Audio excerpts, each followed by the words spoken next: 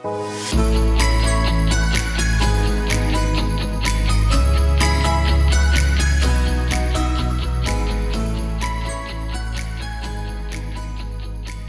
morning, good afternoon, good day, good evening. Hi, this is Dr. Theresa J. Canada, your host for the Silk Stocking Sisters podcast.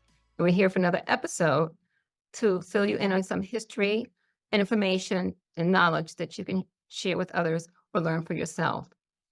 Today's episode talks about school choice and the impact of how desegregation related to school choice and how can we deal with that, or how has been dealt with since the 1960s.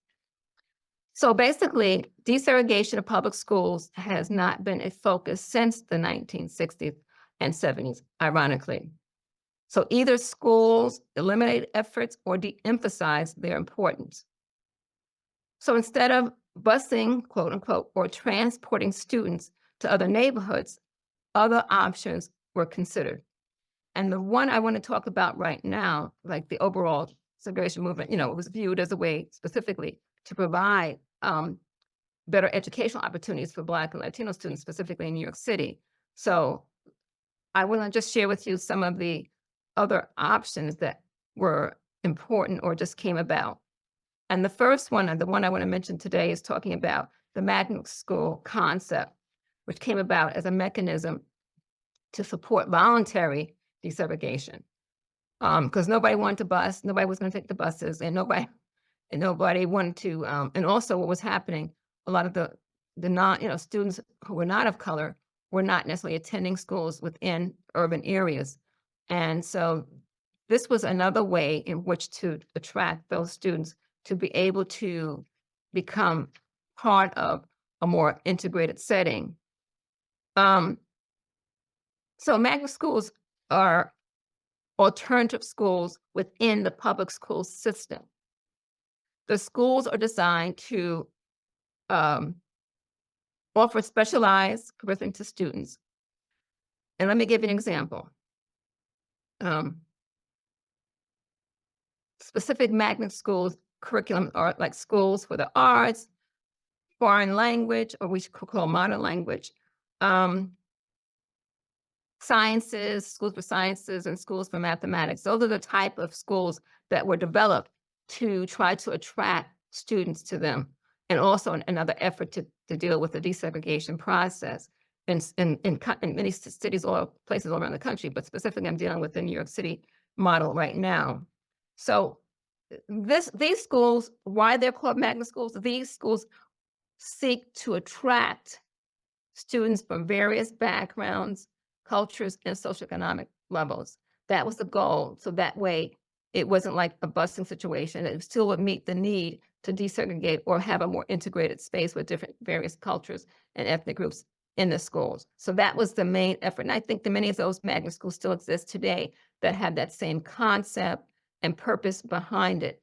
But as we all know, much has changed, where most public schools now across the country are more segregated now pretty much than they were in the 1960s. A lot of that has to do with the fact of the demographics.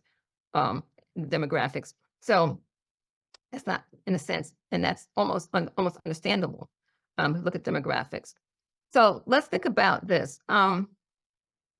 The overall desegregation movement in America was viewed as a way to provide better educational opportunities for Black and brown people and other ethnic groups that were not part of the larger, the more segregated societies, schools. It was also viewed as a way to provide a different social context for society. We're forgetting that. It's also a way to provide a better context for society for, since the 1960s and 70s, schools were once predominantly white, are now mostly and mainly Black and Latino. And that has to do, like I said before, with the demographics of our society. Now, the key factor to consider is whether society has met the goal of educational equality, and at this stage, equity. Does equity exist? So urban school systems could do little to maintain equal racially and ethnically balanced schools. And so therefore, different policies were being considered post 1970s.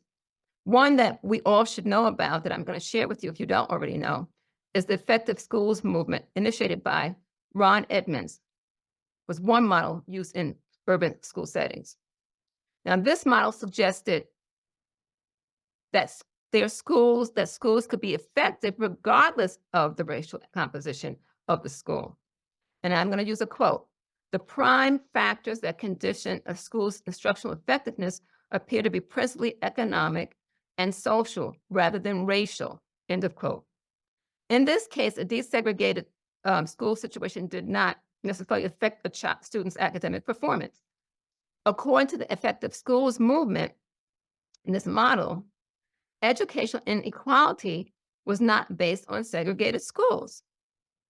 So, so what I think we need to think about now with the different demographics of the schools, we need to think about ways in which we can just make sure that we don't limit, we need to expand.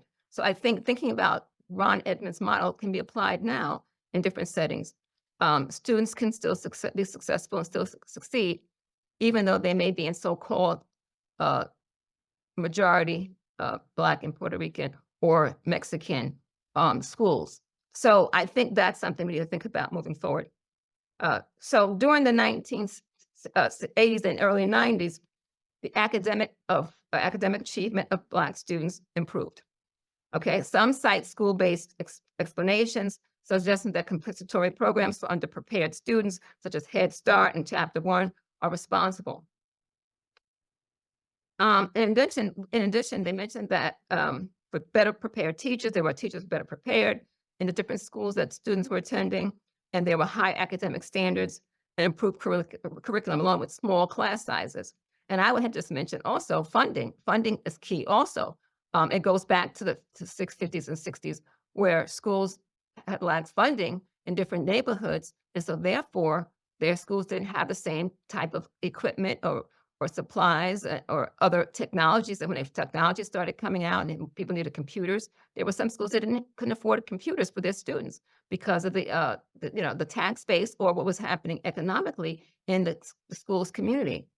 So there's an ongoing debate continues about regarding the differences of the effectiveness of school-based programs on student academic achievement. Because after all, that's the key. You want students to achieve. If they're going to be in the classroom, they want to be able to be successful and to achieve while they're in the classroom, because it helps the society as a whole. Now, let me just mention also, there are other options for school choice, and there's an organization, I'm going to define school choice by the edchoice.org's definition. School choice allows public education funds to follow students to the schools or services that best fit their needs, whether that's to a public school, private school, charter school, home school, or any other learning environment families choose. So it goes back to family choosing for their child to attend certain schools, and those funds go where they go. So that's another thing that we can think about that continues to this day. So I just want to talk about, basically just share with you about school choice, and if that in fact is going to be something that's going to assist or deter us from having a more diverse classroom experience for all students, and whether that's even important to people these days. So I mentioned Ron Edmonds' philosophy and his model about it doesn't matter. If it's an all-Black school, doesn't mean they're not going to be successful. So that's something else you need to think about because of our demographics in our society now. I mean, are we able to do that? Are we able to just say, okay, we can only have so many students of color here, and so many white students here, blah, blah, blah. So I think we have to rethink about how we choose ways to which to educate and get other people to gather together in a space and learn from each other.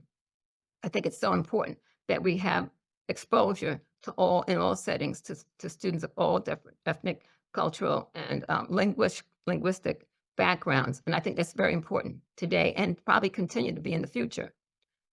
So that's my take on school choice. And I want you to think about that. Is that going to help our society? Do we still focus on school choice as it relates to the ethnic and racial balance or imbalance within our schools moving forward?